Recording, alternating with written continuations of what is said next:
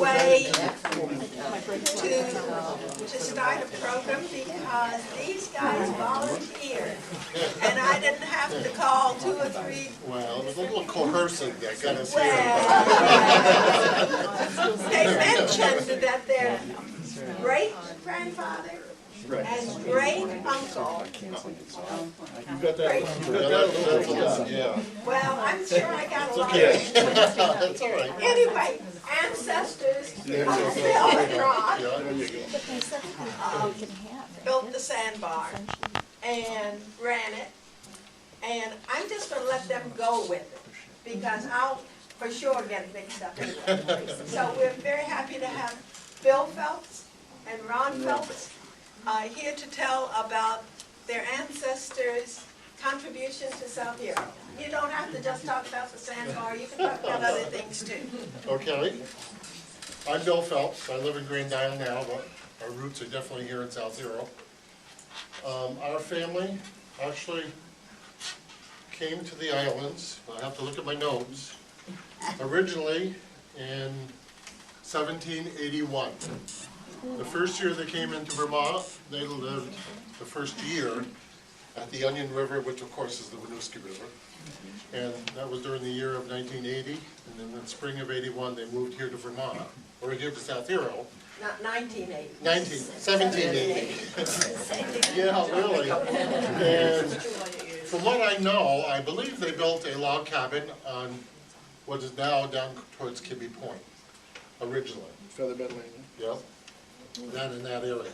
And that's really all I know about that. You know more about that? All I know is that the log cabin was supposedly they used the base of a huge tree in the middle of the kitchen table. When they built that. That's about all I remember about that. I'm sorry, we have to use the mic because it works better for the video. Oh, okay. So, and I didn't test it, so just a second. You hear better on the video. Okay, power. That's what I thought they wanted. On the hotel, not the sandbar Right, itself. yeah. But I have done a little bit on it. Yeah, we're not interested in building the sandbar. That's enough. I'll put that down for That's another another time. guy, yeah, that's a good one too, yeah. Okay, there. Does that sound good without being obnoxious? You have to keep it kind of close though. Okay. See how if you go out here, it doesn't work? You have to go pretty close. Thank you. Okay. Can you hear me okay? Yeah, that's fine. So Benasia Phelps is the one that we're really talking more about. He actually lived in Keeler's Bay and had a store in Keeler's Bay.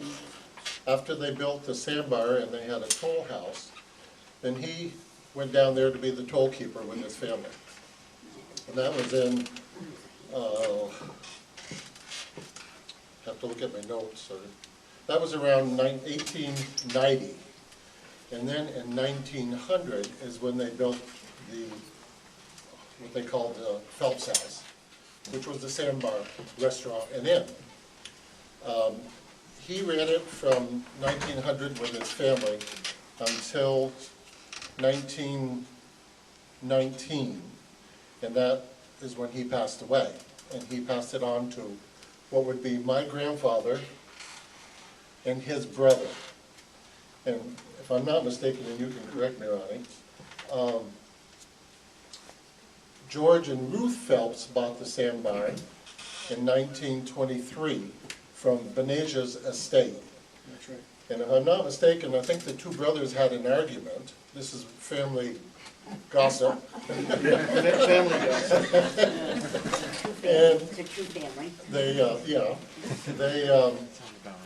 had the argument, and my grandfather, which was Sidney, kind of gave the deed over to his brother, which was Herbert, but everybody called him Bert. Right. And that was in, And put it wherever you wanted to. right. And that was around 1923, and that's when the George and Ruth Phelps, who I believe at that time lived in the village, bought the inn. Now the inn originally was right on the edge of the road along with the toll house. And I think we can show that. Because you could stand in the toll house or on the porch and collect the tolls that were coming through. And the reason they had tolls was to pay for the sandbar, which they had tried to build for many, many years, and started and then ended up not building. And I believe they finally finished that. It was around 1880, I believe, or right around 1890, right in that same time zone. Do you have any more info on that? On the Phelps house itself, No, on the sandbar, when they actually finished the sandbar. it was about 1900, Okay, about the same time. because about the same time Beneja started running the toll house. And while he was at the toll house, he decided to build the Phelps house, which he hired out. Can you, Gordon's. put, yeah. The Gordon's, okay, wasn't it? A little closer, Closer. Ron. A little Has to be closer. closer. Closer So than that we that. can get you on the video. Well, There. I could sing you a song, really. The SandBar Hotel was built by Edson Gordon and his brother Charles in Grand Isle. And my grandfather Beneja, his sons, Sidney and Herbert, were, according to what I've been reading, have all owned it together. And then upon Beneja's death, of course, Herbert wound up with it, and then they sold it to the George Phelps family around 1923, 26, right in that area. After the house was built, it was discovered that there was no right of way to the end, because the road and everything was owned by the SandBar Bridge Company. So on January 15th, 1901, the SandBar Bridge Company leased the right of way to the Phelpses for a 99-year lease.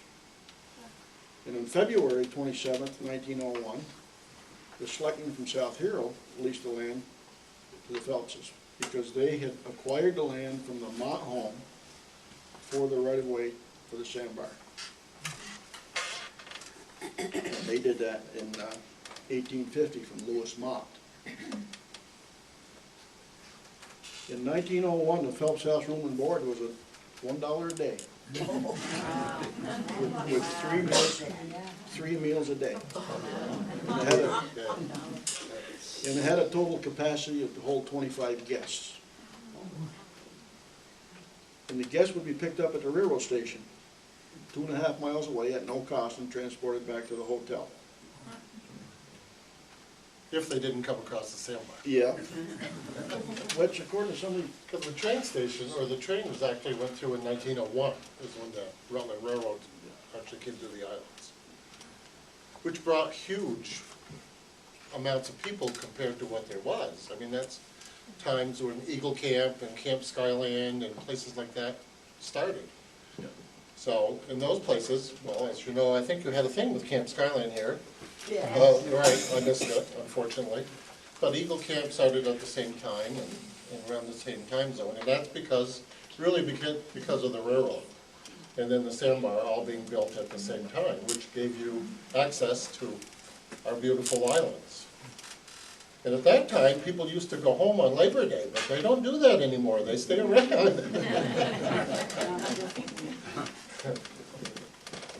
Got more? I've got a little bit, not a great deal. But in 1938, after George Phelps had bought the house, Microphone. there we go. Yeah. In 1938, after the George and Ruth Phelps bought the place, they had to move the buildings because they were too close to the road. And paving of the road for the SandBar started then. The buildings were so close to the roads, the tolls could be collected right from the front porch. I think they said that. Yeah, which you can definitely see with that picture, the toll house being on the left-hand side of the end, that was the original toll house. Yeah. Take that one up there.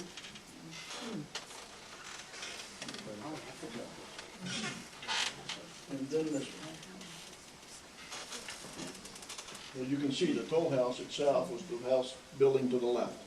And then the Phelps house was built by my great-grandfather. Next picture, please. Did the toll house have like rooms in it upstairs to sleep, or what kind of a toll house? I believe Well, that the Phelps family lived They there. lived there, Yes. yeah. Because somebody had to be there even in the evening and so on when people were coming across. Oh, that's true. And then in 1938, they moved it back, but I think they moved everything, the hotel and the toll house. They moved, yeah, they did. Yeah, 1938, they moved the toll house directly back, and I believe it was about 65 feet, if I remember reading in some of my notes. And at the same time, they moved the toll house to the back and what would be north toward what is the campground now, up against the ledges. There's like ledges there, and they moved it back into there. But that was, at that time, quite an undertaking. I mean, when you think of moving a building that size, you know, and I think that would have been before they built the porch on the left-hand side, which is glassed in, and that gave them more room from like a 30 seating capacity to a 60 for the hotel. And then on later years, as we know it, they enclosed the front porch also and made even more room. That was the road. Yeah, that's the SandBar. You paid toll for that? If you could get across.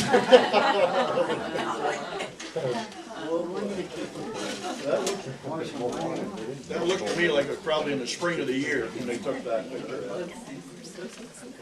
Ron, I have a question. Who paid the toll? Did they pay the drivers to get across here, the Anybody toll, that or? wanted to go across there, Right. there was a pole that came down off that front porch. And my grandfather would collect the tolls out there. And they had to pay for everything. You had to pay for wagons, for horses, for pigs, for people, you name it. And strangely as it was, what happened when they started to build the SandBar, they tried to create a road from Burlington to the islands, known as the Vermont Turnpike. And what had happened is once they got that traveling back and forth, in the wintertime, people were pretty frugal, so they weren't going across the SandBar through that toll booth. They were going on the ice to get around it.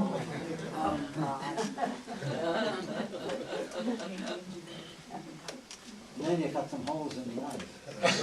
Yeah. On the other end of the SandBar, the big brick house that is there, that was owned, I believe, by a Phelps, also at that time Timothy Phelps, which was some relative, I'm not exactly sure, cousin of some sort. But the Winooski River used to flow through there, or the Lamoille River, excuse me. Instead of coming out where it comes now, and I believe it was maybe the flood of 27 that really changed it, because it used to flow and go out to the north side of the SandBar. And that brick house was an inn at that time, so people would come there and stay, and then come across over into the islands. And a lot of times they either could get here or couldn't get here because of the SandBar, depending on the season and stuff. But they had a ferry for a while there too, so. Was that before the railroad? Pardon? Before the railroad? That would have been before the railroad, yeah. Flow out that. Yeah, it flowed out that way, and then that was an inn at that big stone house, which is on the curve. That used to be called Foxy's Tavern. Yeah, yep. And the old road, there's an access area right there beside the bridge where you can park and fish. Well, the old road used to go right up through there, past the brick house, and right up over the top. Dirt road to Fox, it was called Fox Hill Road, and it came out on Bear Trap. Plus you had Route 2 going around the corner. And that wasn't actually, I believe that's still a right-of-way up through there, up over Fox Hill, because it was a state highway, but it's just, there was no houses in between, and the people on the other end of it kind of closed it off. I can remember going up over there as a kid with my parents, lots of times. They go up there and go up the hump or something. Yes, yeah, they do, they park there, and then they walk up the road. Yeah. Yeah, yeah. This picture is a little bit hard to see. It's called Sunnyside Camps from Phelps Hotel.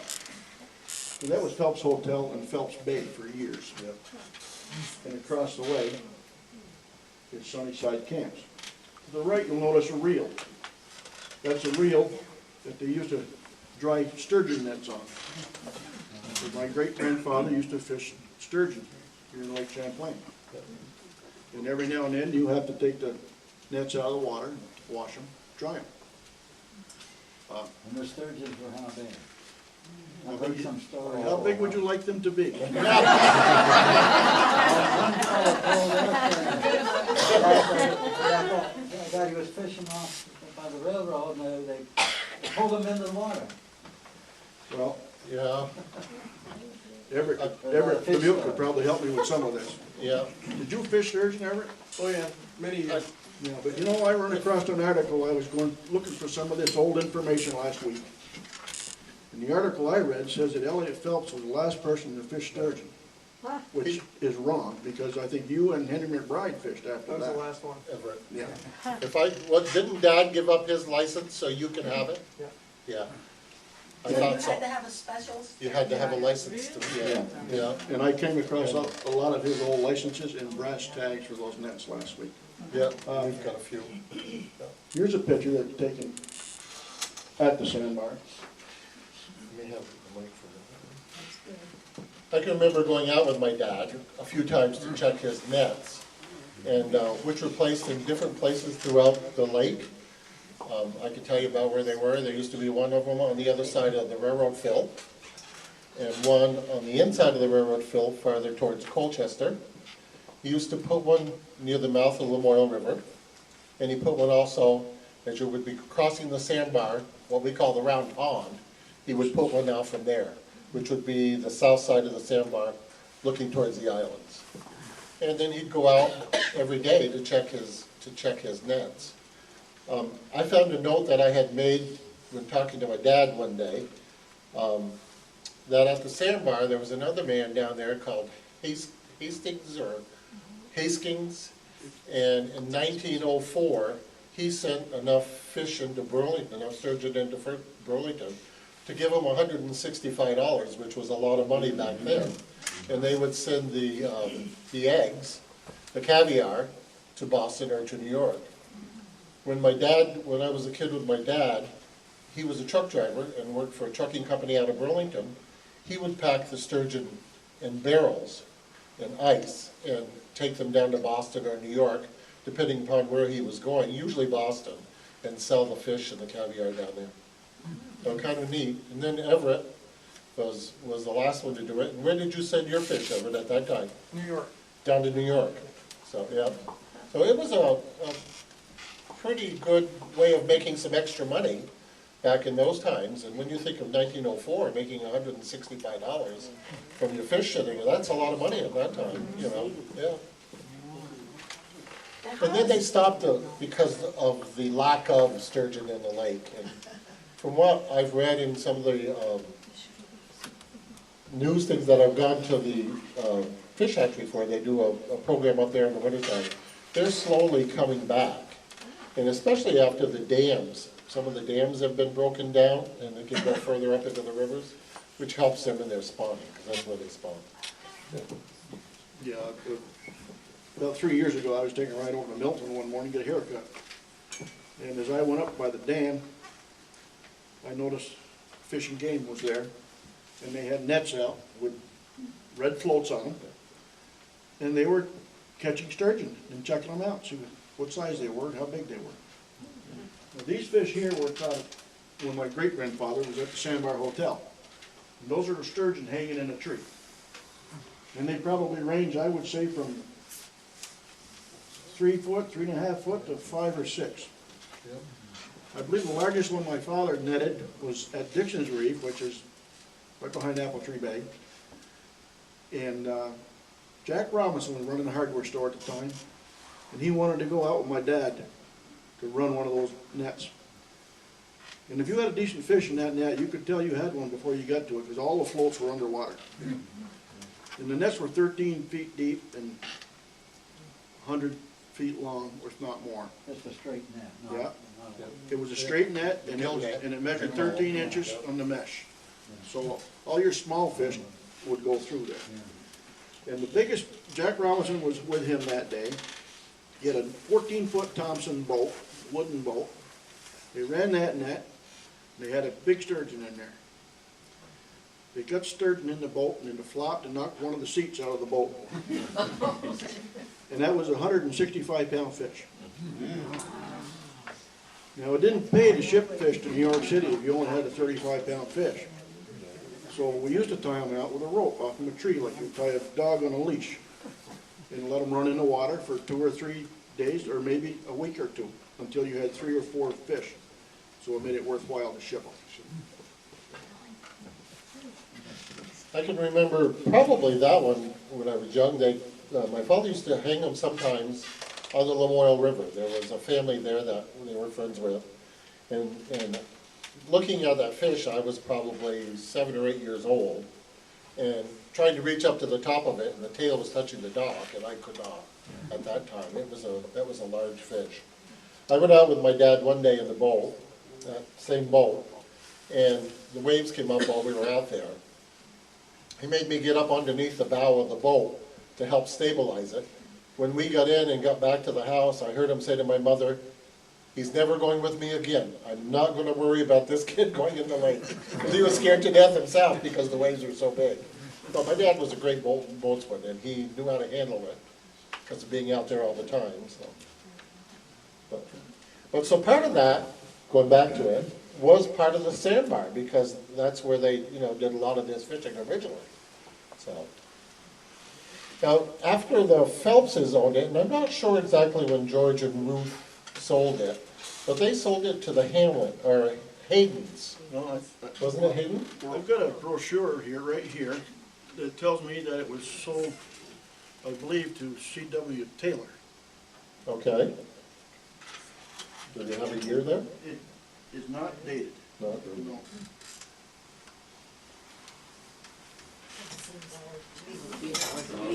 Did you, yeah? Oh, they went Okay. up. Oh, they've gone up now. $2.50 a day. The other picture is Homer Keeler and Bill Trustler. Okay. Tressler and Keeler. Yes. Yeah, Bill Trustler. And Bill Tressler lived where John Roy's daughter lives now, On Tracy Road. on what is Tracy Road, yeah. That's right, because we heard that they only wanted to sell to a Roy Yep, when they sold it. So they yeah, the sold family, it. when they sold They after wanted Bill to sell Tressler to passed Roy. away. Yeah, Yeah. Trestlers. Now, the Phelpses were related to the Trestlers, because Bill had married one. Mary Phelps, his first wife. Well, my great-grandparents, Benasia, and his first wife had several children. I'm not exactly sure. And then, when she passed away, he remarried. And between the two wives, he had 18 children. And a few of them stayed here, but a lot of them moved at that time different places. But over into New York was one of the places. And there's still Phelpses that live in Bombay, which is kind of north of Malone. And I have a cousin that has really done a lot of history through the Phelps family. And he's followed it all over through there, and into Chazy, and then over into Malone and all that. But we originally came here in 1630 on the Mary and John ship, and came into what was then Dorchester, Mass. And in 1635 or 1636, the family moved to what is now Windsor, Connecticut, and started Windsor, Connecticut. So our family was down there for a lot of years before they came here in 1780 and 81. Yeah. Yeah. It's quite a history. And my cousin, Bill Niles is his name, he lives in Burlington. He's gone back into the 1400s with our family. We originated, William Phelps, thank you, originated in Tewkesbury, England. And they have the records that he was baptized there in 1599. And that, but he even goes back further into Scotland and everything where the Phelpses. It's kind of neat when you can go back that far and check your heritage. Yeah. My grandparents had 11 kids. And my father was next to the oldest. There was a girl ahead of him, and then my dad, and then they went down for 11 children. So where Benasia Phelps's very first house was where in 1780, when he first came to the islands? Do you know where that house was? I believe that would have been on Featherbed Lane, where the log cabin was. And I don't know exactly out there where. Okay. I have no Makes no sense, so record it's of that. down there. down in that area, Down in I that think. area. I think so, it's up here where the Binghams live. Just behind where Liam Bohr used to Oh, live. okay. So Yep. it was that part of the Mott Mott? the Mott place that was one of the pieces of property that Mott owned. They actually had the three pieces. They had the one that ended up being Bora's, the piece that ended up being Peter's, and then the land that was that point down Featherbed Lane. Those were the three different pieces of the Mott Okay, farm. I didn't know that. So somehow there may have been a connection between that and when he went and bought the property for Very the possible. sandbar, if that came off the Mott property too, off the other end, Right, yeah. for the inn. In the meantime, he had moved into Keeler's Bay and had a store there, Benasia did. And I'm not sure if it's right where the end of Keeler's Bay Road is, which is across from the Tinker's Barn. Yep. I'm not sure if it was that house I'm not sure either. or if it was the house across the road. Because the house right across the road, Gardner's actually owned both of them. Yeah. And they still own, the Gardners own the one across the road, which is the green one. And I think that house is older than the one on the corner of. I know that one was a store at one time, I just don't Well, that know if would they have been both it were. then. That would have been Benasia, yeah. Yeah. And he left there when he went down to be the toll keeper. But he was also the postmaster Right, in town. right. So, Yeah, because that was the post office and the store. yes, yeah, it was. And, I've got mine, I've got the certificate at home of the, of yeah, him being sworn in as as postmaster. postman, yeah, yeah. I think we have a copy of it Yeah. too, yeah. I think so. And my grandfather was, actually, if I remember correctly, my dad telling me, my grandfather was the first rural mail delivery man in South Europe. And I remember Dad talking about it, when I was a kid, and living down on the end of South Street where Harwoods live now was our family farm. My grandfather, of course, being the rural mail carrier, would go out and try to get the horse harnessed and into the sleigh or the wagon, whatever he was going to be taking, depending upon the weather. But the horse didn't like my grandfather. So my father would go out, harness the horse, hook him up to whatever, go down South Street, and when he came back up, my grandfather would jump out from behind a tree, and my father would jump off the other side. And the horse would go for the rest of the day. But she wouldn't leave for him in the morning. So. Well, it's my understanding that everybody in town had a little bit of hard cider. And by the end of the day, that horse brought my grandfather home. That's probably why she hated to leave in the morning. And after they were done delivering mail, I always wondered how my grandfather became mail carrier. Until I read the fact that his father was a postmaster. That made sense to me.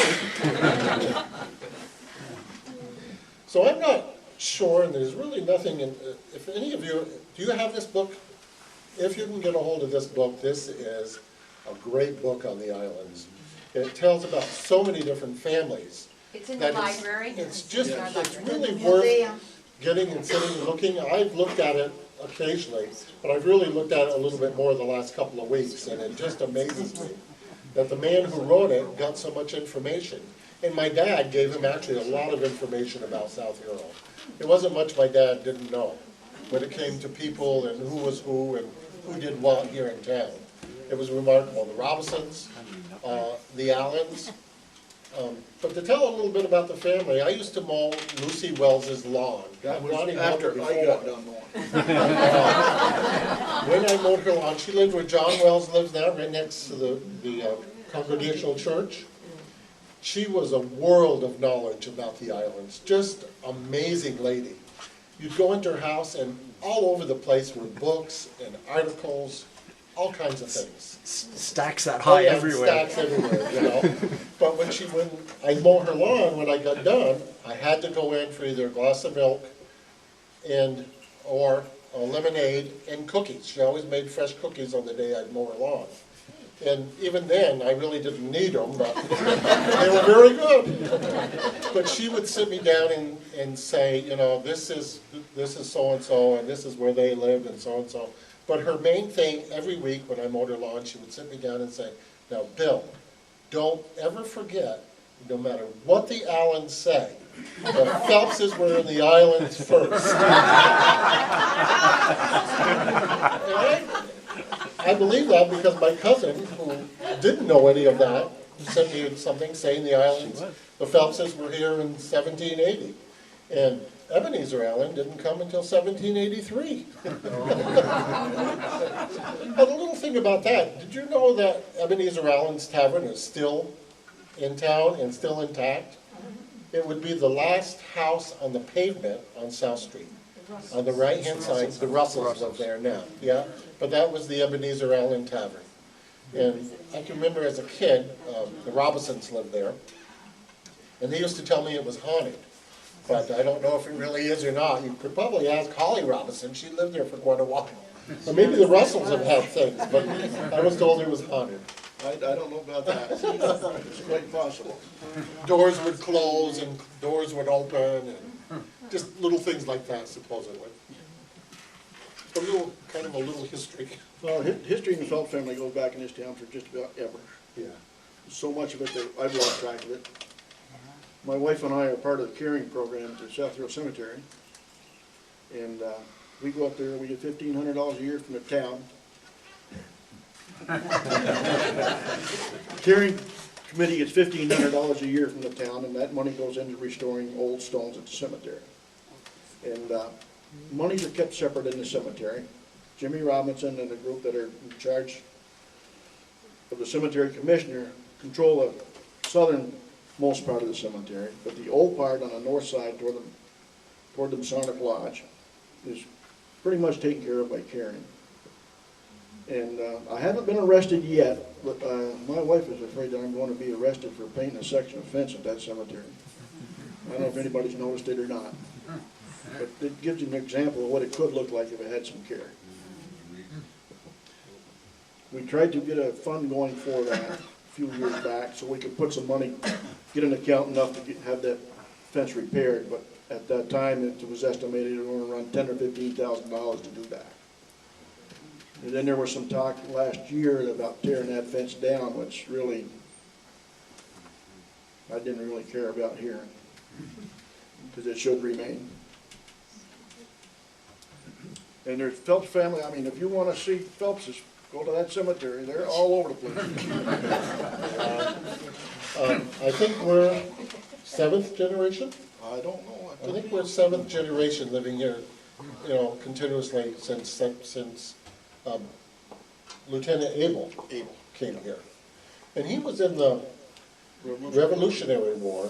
With General John Stark. Yeah. I think my brother has the muzzle loader. I do have the, That was in the family. It's been in the family since that time. So. it's an 1863 Springfield musket that he had in the Civil War. I have the canteen and the small Bible that he carried with him. Yeah. So we've really got quite a history in the islands. But going back to what we originally were with the SandBar, must be after Taylor sold it, he would have sold it to the Hamlins? No, I think he sold it. I'm thinking the Hamlins, yes. Because I remember the Hamlins Yes. owning it. Ted and Louise. Ted and Louise Hamlin, they lived in, I think, Essex at the time, but ran it here, and usually only in the summer. I don't know about when they originally took it over, if they ran it year-round or not. Did they? Did anybody know if they did or not? I only remember it being open at that time in the summer by the Hamlins. And it employed a lot of the local kids down there as waiters and waitresses and taking care of the lawns and chambermaids. And Mr. Hamlin, or Mr. Hayden, if I'm not mistaken, was out fishing and got struck by lightning. That was, That's right. that was the son. Well, I think both of them. Son. No, I think it was, I heard both. Ever, do you know? It was the son. Just the son? Yeah. Well, how did it, Mr. Hayden? well, Hayden. It was the Hayden boy, Larry. Hayden owned it, Right. and then she remarried Hamlin, right. Yeah. But I thought her first husband also was killed by lightning out in the lake. Just the son. Just the son. Well, Maybe his wife thought he should be. could be. Did you ever know Louise? Yeah. You're neighbors. That's right, Mr. Phil. So it was just her son that was, Yeah, do you know how her first husband passed away, or just just don't. natural causes? Yeah. Well, okay, okay. And then she married Ted Hamlin, and they ran it for a long time. And they had put an addition onto the back end of it, which my wife's father, Roger Rabideau, built, so they could have more weddings and so on down there. And that was in response to actually my wife and I having our wedding reception there, which really meant a great deal to me, having it, been in the family at one time, and then we were able to have our reception down there, which was a great thing. But thanks to her dad, and he had helped build part of it at that time. There used to be a little creamy stand down there too. Does anybody, Tati, I'm sure, remembers? Was that built by the Haydens? That was built by the Haydens. Right, and that would have been just to the right of the SandBar. Is it right? My parents owned that before the Haydens did. Your parents did.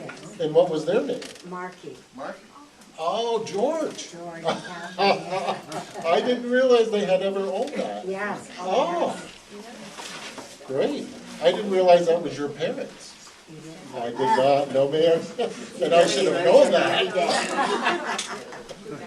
Oh, so a little history there. That's great. How long did they own it? About 4 years. About 4 years.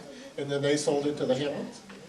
Hayden, Haydens, I'm sorry, Haydens, yeah. Did they buy that from the Latouches. Phelpses?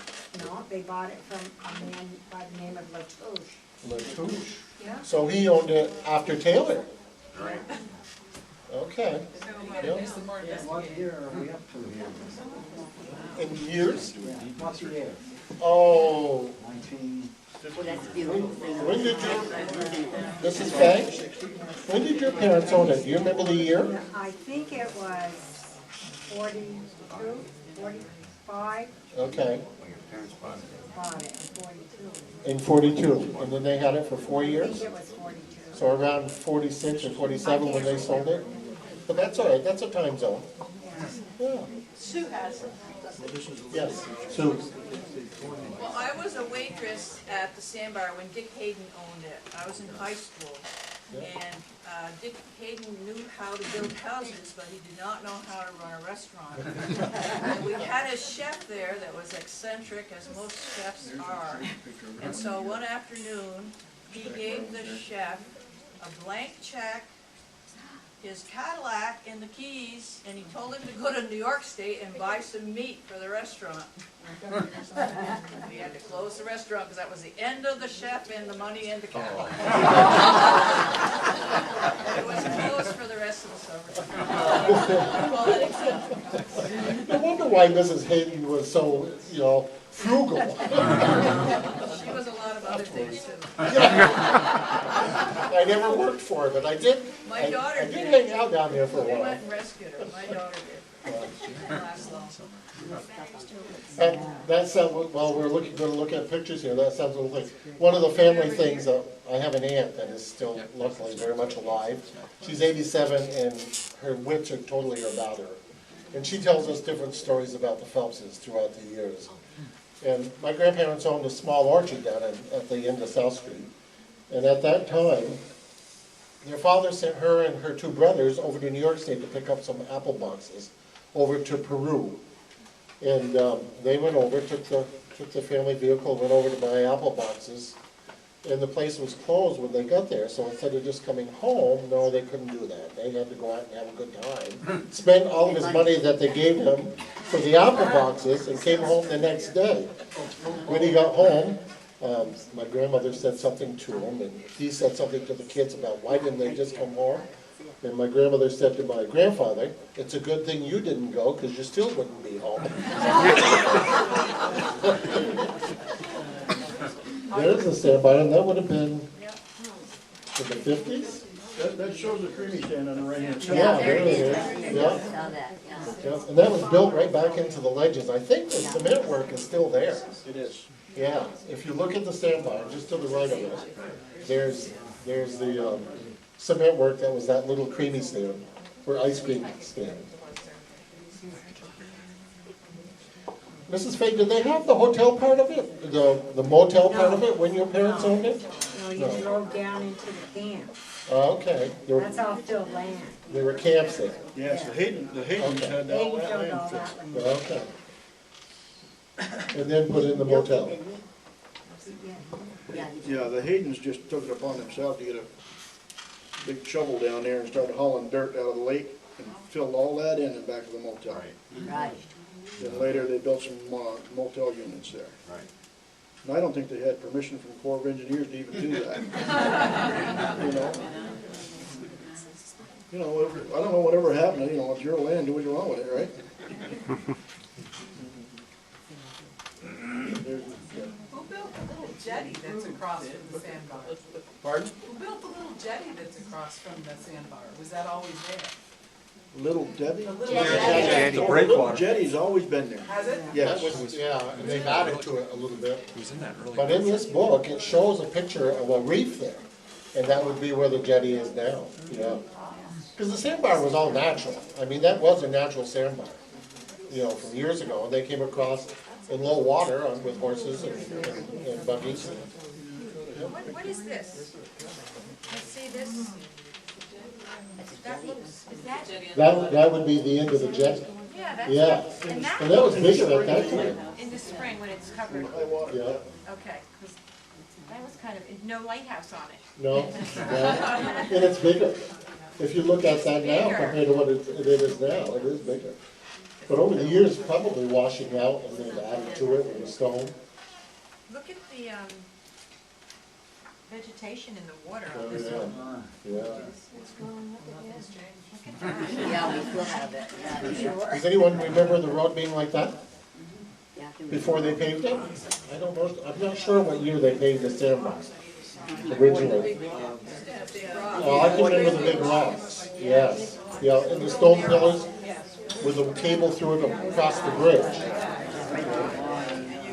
Yeah, like that. That was the, yeah. That was the best guardrail for record service, never saw. Did you get called, Milton? The rocks you dumped were gone. There's another one, yeah. Now, The sandbar. what about this one? That's the most, I remember it like that. Okay, Yeah. okay, I see. It's really Malcolm, do you remember it like that? Malcolm? Do you remember before that? Do you remember before that? Was, Not really, no, that was about before you were. I got a couple stories about the toll house and stuff there. Well, let's hear them. I'd like to hear 'em. Oh, yeah, anything for information, yeah, let's You hear wanna it. use the microphone? Wanna come on? Use the Wow, microphone. they, Here, put it right here. Here, put it right here.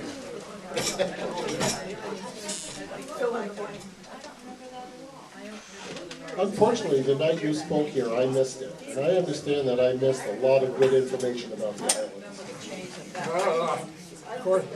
of course, a lot of people didn't know just what I was talking about. They didn't know if it was true or not, but it sounded good. Well, the toll house was moved over on the access road to the fishing access at the Lamoille River. And you wouldn't hardly recognize it now because they moved that over there and then they added a lot to it. And Bill Scott had equipment to move heavy equipment, like bulldozers and stuff, had the job of moving it. And they put it on a low bed trailer and they even welded some angle iron on so they could light bolt it down tight so nothing would slip. Good thing they did, because as he went by the curve on the other end of the sandbar, the tip of the road, the whole thing started to tip. And the side of the house actually come down and touched the pavement.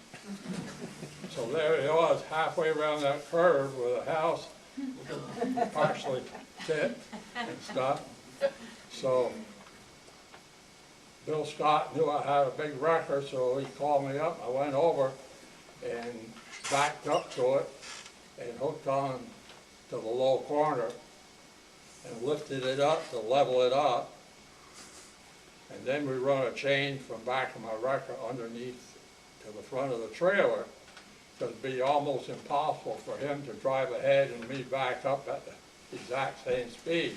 So he actually, with his big truck, pulled the whole thing, and I just stood on the running board and steered the wrecker to get it up around level going again.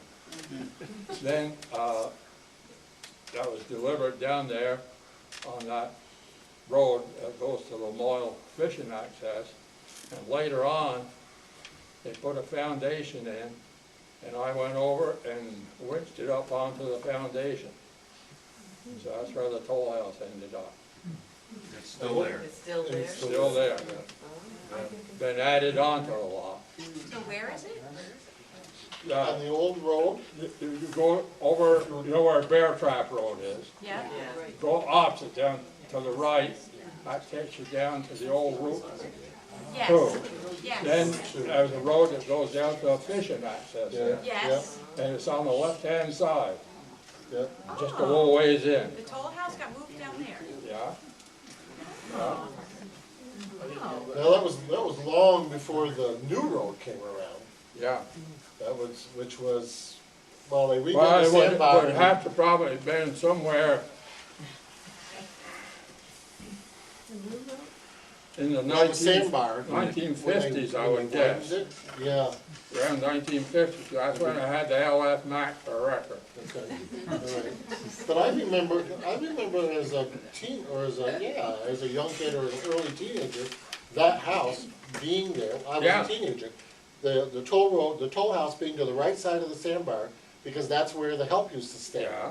So that was in the early sixties. Well, it might be in the 60s, Yeah, it would have to but I be. can't tell you for Yeah, sure. because a couple of the kids. Because went I to still school had the with- LF Yeah, then. that's what it would have been, mid-sixties, Yeah. at least, yeah. When Ted and Louise Hamlin owned the motel and hotel there, one Saturday night, about 8 o'clock, I did a phone call, and it was Ted. He says, I got a problem. He says, the dining room's full, the motel's full, we haven't got any water. Well, he had called one of the local plumbers, because they figured that something they could fix. But where the pipe went into the tank, the pressure tank, which was a 1,000-gallon tank, the weld had cracked on the bottom of it. So that's where it was leaking. And he wanted me to come down and see if I could weld it. He says, Ted, you're a darn good welder, why don't you do it? He says, I'm not going to tackle that one. Because they had a wall, cement wall all around the tank, about 3 feet high, because when you had high water in the spring, it would flood that system out. So they had this wall around it. So I went down, and Alden Dubuque was there, and we put a mirror down underneath the tank, because the connection was on the bottom of the tank. So I leaned over the tank, or the wall, half stood on my head with a mirror down there, trying to weld overhead. The only way I could weld was listen to the weld. Couldn't see. And about 10 o'clock, we got it, so it was working again. And of course, by that time, you know, the rest had cleared it out and stuff. And Ted said, well, come on, you guys, come up and have a drink. So Ted knew what I drank, Rusty Nail, and he made me a real one. I forgot what Alden had. Lucky I got home that night. As my father would say, it had good color. Yeah, of course, I knew your father real well. Another time down there, I got a call. Somebody had come across the sandbar, and he missed the driveway to turn into the motel. He turned in too quick. And when you turned off the road, then it dropped down about 2 feet there.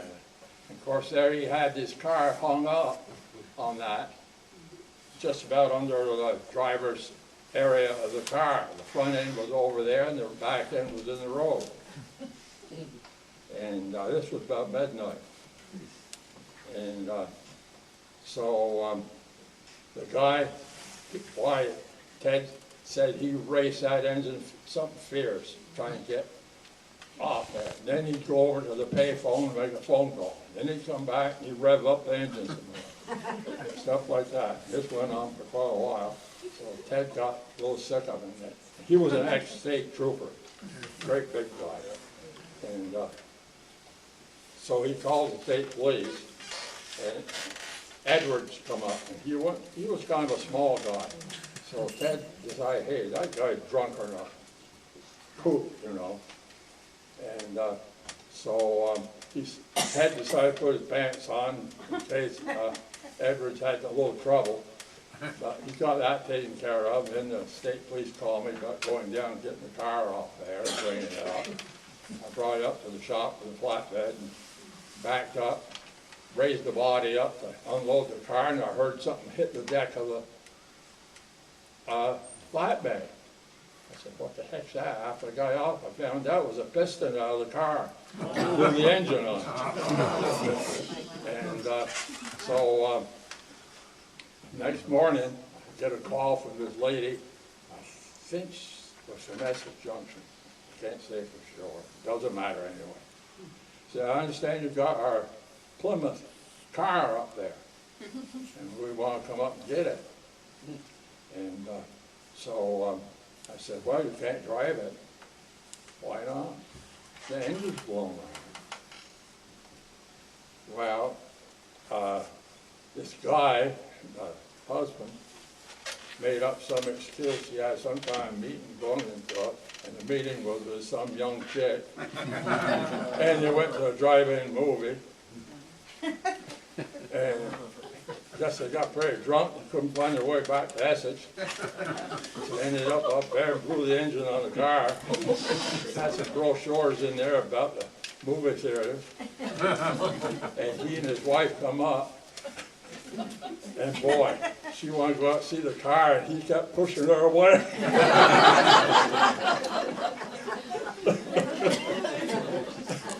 So, you know, a few little stories about Good stories, always good stories. So, I tell you, how's the trees down at the end of South Street, how'd they come to be?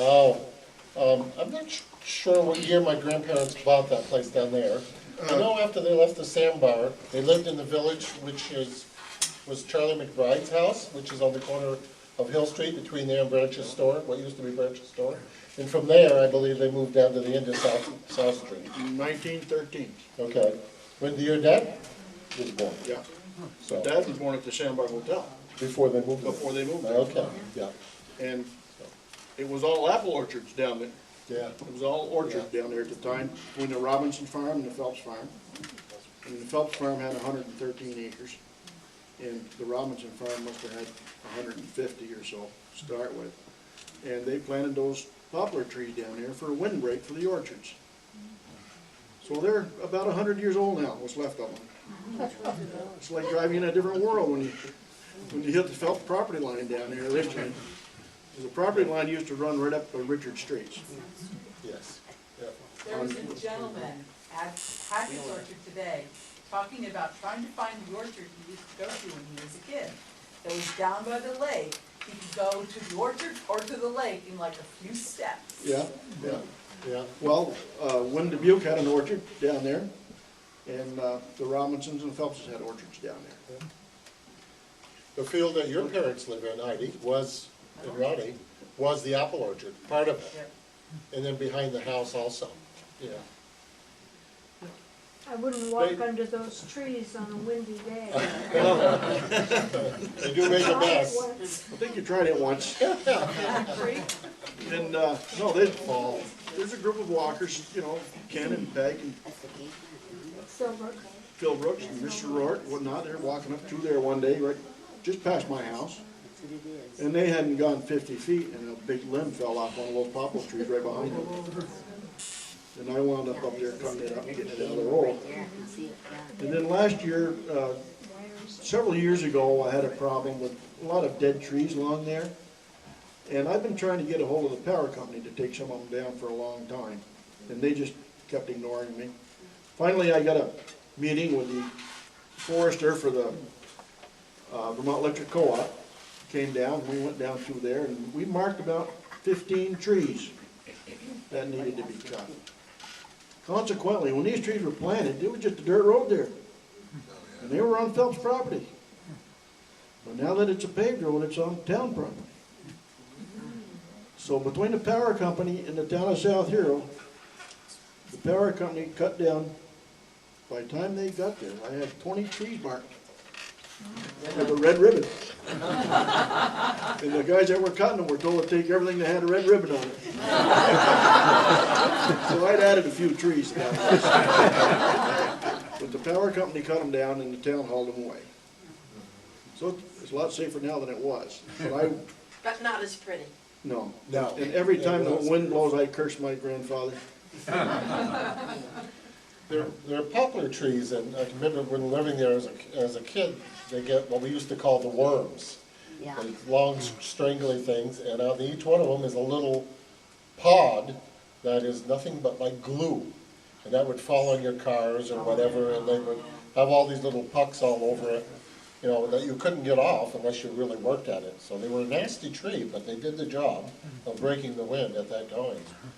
And that was probably 2/3 of their property. Their property ended where the pavement ends now on South Street, and it started up where Richard Strait lives. That was the other end of the property. And both lines were right straight down to the lake. My grandparents owned from Hochelaga to almost to Skyland. There's a strip in between Skyland that was Robinson's, and that was part of an orchard, but down there. Like Ronnie said, it was about 113 acres. When we moved down there, it was in around 1960, I think, by the time we had moved back there. My grandparents had sold some of the lakeshore, but they had about 1/4 mile of lakeshore. All of it pretty much ledge, except for one area right near Hochelaga that you can drive right down onto the lakeshore. So, but it's all been sold now. The house is being sold again. Harwoods are selling it, and I think it only has an acre of land with it now. They've subdivided the property there. Yeah. You own So originally it was down the 100. other way, didn't you, though? Where the road goes down by the house, you own shoreland down there, didn't you? No, The lakeshore property ran from Camp Hochelaga to almost to Skyline. almost to Skyland. Yep, and that other property down the other end was the Robinson Farm. Of course, Skyland has been there for many years, and I don't know if that was Robinson's originally. That was Robinson's, they bought that in 1926. The Nortons. Yes, Okay, from so Clarence this could- Robinson. I thought, So- your father told me he had to trade some land to somebody down there so he could get his water line up. No, no. Line up from that.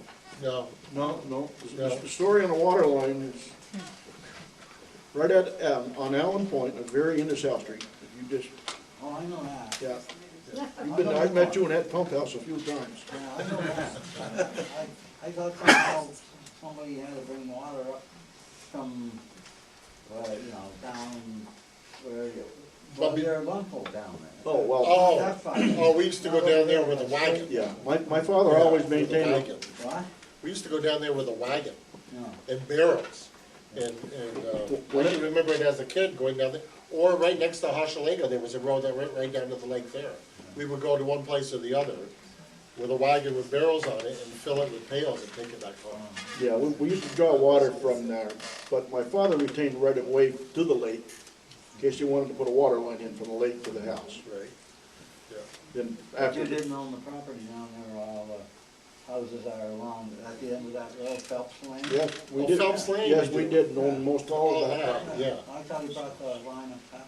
No, the line comes from the very tip of South Hero. Yeah, I know Yeah. that one, I know that one. Yeah. There is a line that comes up there and feeds Mona's, Harwood's old house. Yeah. And that house was Yeah. built on the Phelps, barn foundation.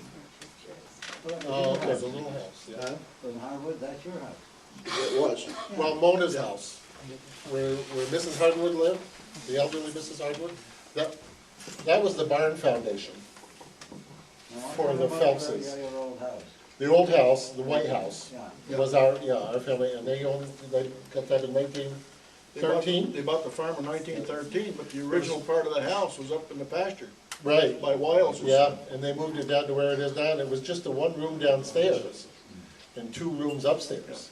It was just, as you look at the house, just to the right side of the double windows, or the door that goes in what was the living room. That was the original part of the house. And then when my aunt was born, which was 87 years ago, they built the addition onto the other side of it with the living room and the bedroom and the bath downstairs and 3 bedrooms upstairs. Yeah.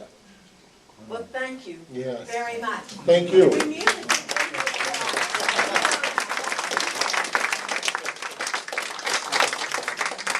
If I may, before we leave, I'd like to just put these up on the board. Sure. This is a little information on the SandBar Bridge Company when they put the original roadway in. Who can read that? Okay? Memorable and Dollar expenditures. sign. This was a bridge estimate, Construction of something at SandBar Bridge. SandBar Bridge Culvert. Culvert. Culvert, 1907. State of Order of Treasurer, $3,000. Earth direct, I can't read it. Sale of house and barn, number 5. Subscriptions, private parties. I can't read this one. That was drawn up by Juan Robinson, used to own Robinson. Called him Joanne. It's actually pronounced Joanne Robinson. Joanne, well, I've always heard it as Juan. It's Joanne. Really? Yeah. And he used to live across from the apple stand in the village, and where Bertha Lowell used to be. And he also owned Branch's store at one time, and the South Hero Inn at one time. But he was part of the SandBar Bridge Company.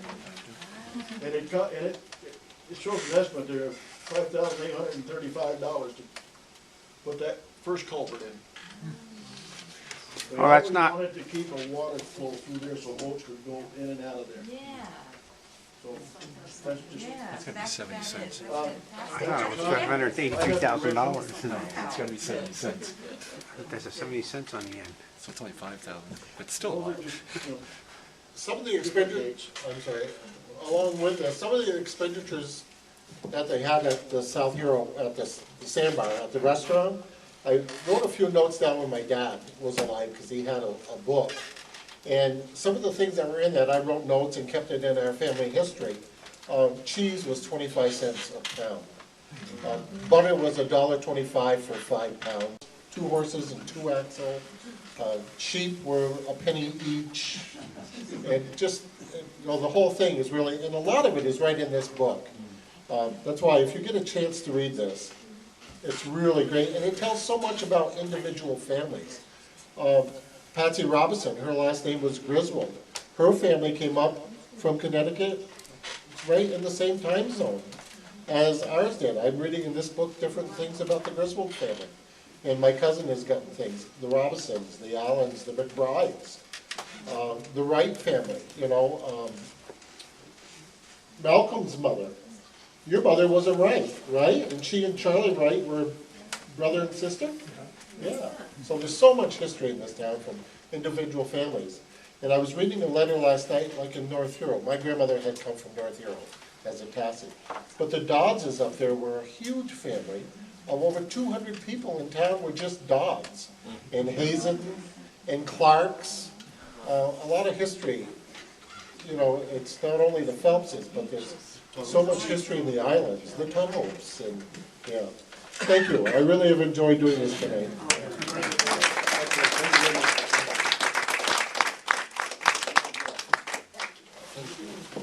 It's been fun.